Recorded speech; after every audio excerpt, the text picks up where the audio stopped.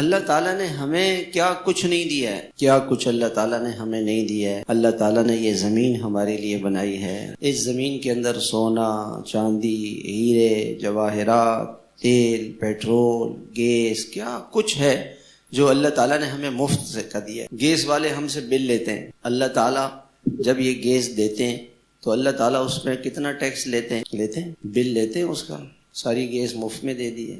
Petrol کا کتنا بل لیتے ہیں اللہ تعالیٰ، سونے کا کتنا بل لیتے ہیں۔ واٹر بورڈ والے آپ کنیکشن لگانے جائیں تو پیسے لیں گے آپ سے، پھر ہر مہینے کا بل آئے گا، ہر مہینے کا بل آئے گا۔ اللہ تعالیٰ کا کتنا بڑا فلٹر پلانٹ ہے کہ اللہ تعالیٰ نے پہلے تو سمندر بنایا، ساری دنیا کے بادشاہ مل کر ایک سمندر بنا سکتے ہیں، ایک دریا بہا سکتے ہیں؟ نہیں بہا سکتے۔ میں ایک مرتبہ گیا وہاں بالا کوٹ، تو بالا کوٹ سے میں دریا بہہ رہا ہے، بہت تیز اس کا پانی ہے۔ خیر ہم بالا کوٹ سے آگے چلے گئے، کاغان، ناران، بٹاکنڈی، پھر ہم گئے بابو سر ٹاپ۔ جب میں وہاں دیکھا میں نے دیکھا وہاں کہ وہ دریا وہاں سے چل رہا ہے اور چاروں طرف پہاڑ ہیں اور پہاڑوں سے تھوڑا تھوڑا پانی رس رہا ہے اور جمع ہو کے جا رہا ہے۔ میں نے کہا یا اللہ، دیکھیں کیسی اللہ کی قدرت ہے، یہ دریا آگے چل کے کہاں کہاں سے اللہ تعالیٰ پانی نکال کر کے، اور وہ پانی دریائے سندھ میں آ کے یہاں آ جاتا ہے ہمارے پاس۔ اللہ تعالیٰ کا نظام ہے۔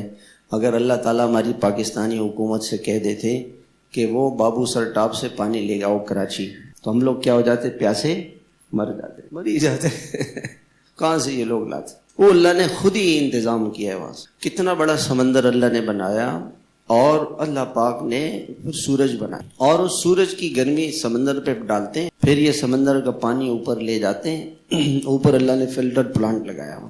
ایک گھر میں چھوٹا سا فلٹر پلانٹ لگانے کا کتنا بڑا خرچہ ہے۔ اللہ تعالیٰ اس فلٹر پلانٹ سے اس پانی کو جو اس کے اندر جراثیم ہوتے ہیں، جو اس کے اندر نقصان دہ چیزیں ہوتی ہیں، وہ ساری اس سے نکال کر کے اور پھر اس کو اللہ تعالیٰ تازہ پانی برساتے ہیں۔